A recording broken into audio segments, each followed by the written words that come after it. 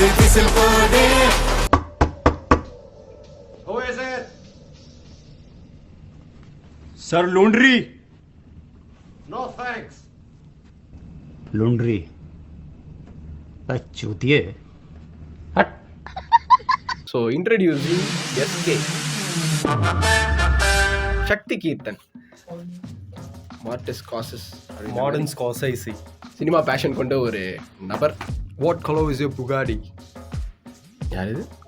Andrew tried. ஓ, நமக்கு அது யாருன்னு தெரியல.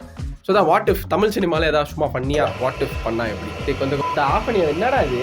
ஸோ வாட் இஃப் இப்போ ஏதாவது வாட் இஃப்ல என்ன பண்ணலாம்னா இப்போ வாட் இஃப் தளபதி ஆக்டர் மாதிரி கண்டென்ட் இது வாட் இஃப்னு யோசிச்சிட்டேன் என்ன content Thalapathy what if he acted in Christopher Nolan's film. இப்போ அடுத்த கோட்டை தான் வருது இல்லை டைம் சம் வேற இது அது கோச் படம் இல்லை பிகில் மாதிரி சிஎஸ்கேவோட கோச் அதில் பேசாமல் அண்ணா தான் பேட்மேன் டார்க் நைட் எக்ஸப்ஷன் ஏதாவது ஒரு சம்மந்தப்பட்ட படமாக பேசுனீங்கன்னா நானும் முட்டு கொடுத்து எதாவது பேசுவேன். அவ்வளோதான் நீங்கள் ரெண்டு பேர் பேசிக்கோங்க. மேபி இருக்கலாம். நான் அப்படியே வந்துடுறேன் போகிறேன். டேரக்டர் வந்து நல்ல படங்கள்லாம் பார்த்துருக்காரு. ஹோஸ்ட் நீங்கள் வந்து இப்படி வந்தால் எப்படி வாரணமாயிரம் பார்த்துருக்கீங்களா? பார்த்துருக்கேன். வாரணமாயிரமோட பிளாட் எனக்கு சொல்லுங்க. நம்ம சூர்யா அவர்கள் வந்து ஆர்மி ட்ரைனிங்லாம் போயிட்டு அந்த டியூரேஷன் ரெண்டாவது அனல் மேலே பனித்துளி பாட்டு இந்த ஆள் பார்த்துருக்கான். அதனால நடுவுல சும்மா ஒரு ஃபர்ஸ்ட் நைட் சீன் ஒன்று வந்திருக்கு.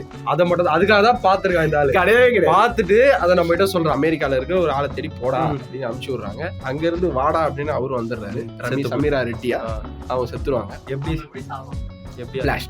பிளாஸ்ட் பாம் 9/11 பண்ணியிருக்காங்க. அங்கேயே ஜோக்ஸ் புரியாதவங்க கிட்ட நான் ஜோக்ஸ் போட்டு எல்லாமே மயான அமைதியில இருக்கு. இருந்தாலும் ஜோக்கை இக்னோர் பண்ணியிருக்கான் இந்த ஆளு. Being a introvert how you feel இப்போ கக்கற வன்மத்தை நான் பேசிக்கலி நான் வந்து ஒரு இன்ட்ரோவர்ட்.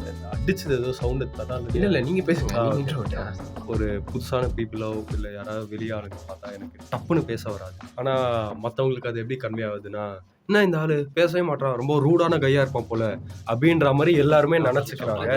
நான் அப்படிப்பட்ட ஆள் கிடையாது. பார்த்திபன் அப்படிப்பட்ட ஆள் கிடையாது. நான் வந்து ஒரு டப்புன்னு எடுக்க வராது. நான் பேசினா கம்ஃபர்டபுளா நான் வந்து what if super star acted in Martin Scorsese அவரோட ஃபிலிம்ல வாட் இஃப் சூப்பர் ஸ்டார் நடிச்சது எந்த ஃபிலிம்? ஐரிஷ்மேன். நான் இது ஆக்சுவலாக நிறைய வாட்டி யோசிச்சிருக்கேன். ஐரிஷ்மேன் தடாலடியான ஒரு ஃபிலிம் ஒன்று இருக்கு. ஆல்பச்சினோ கேரக்டர்ல வந்து தலைவர். ஆல்பச்சினோ கேரக்டர்ல வந்து தலைவர். ஸோ இந்த ஃபிலிம் வந்து நல்லா இருக்கும். அடுத்த வாட் இஃப் ஏதாவது சொல்லுப்பா. What if Dhanush Anna married Shruti Haasan அதான் ஏற்கனவே நடந்துருச்சுல்ல பெரிய படத்துல. ஓ அதான் பயங்கரமா தடாலடியான ஒரு கக்கோல்டு ஃபிலிம் நம்ம பார்த்துருந்தோம். ஐஸ்வர்யா தனுஷான அந்த படத்தை எடுத்தாங்க. ஆமா, மருதநாயகம் நம்ம பார்ப்போம். மேபி அது ஆண்டவர் அது வரைக்கும் இருந்தா ஆண்டவர் ஃபேன்ஸ் கிட்ட தான் அடி வாங்கலான்ற. வாட் இஃப்யே நான் தூக்கிடுறேன். வைநாட்டையும் தூக்கிடுறேன். மேபி எல்லாரும் பாப்பாங்க. சினிமாவுக்கு போயிடுவா உள்ள போய் அடி அடின்னு அடிக்க போறாங்க.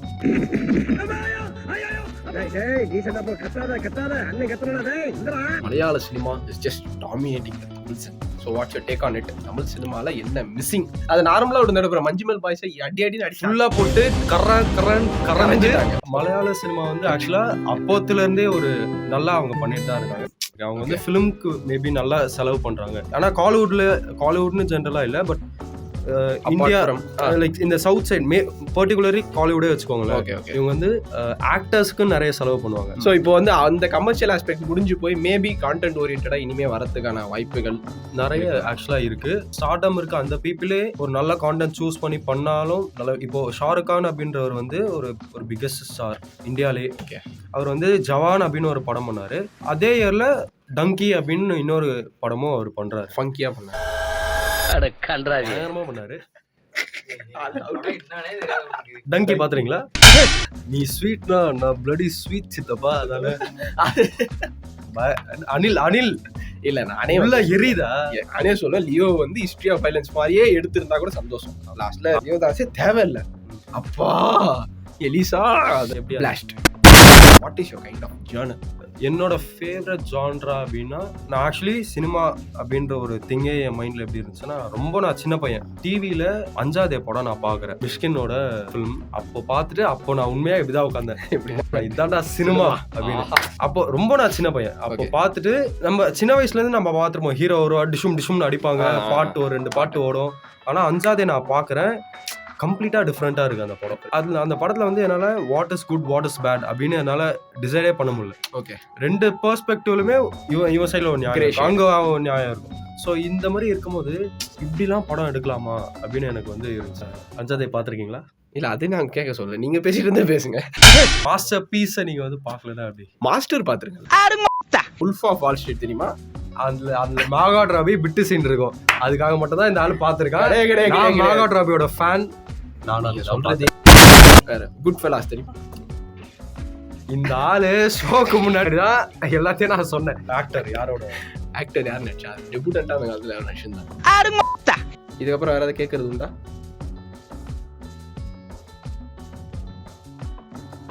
This is Delhi Vasan. Camp பின்னாடி வந்து இருக்கிறது RK and this is SK Sakthi Keerthan. Yeah, திரும்பவும் வச்சேன், நம்ம சந்திப்போம். பை.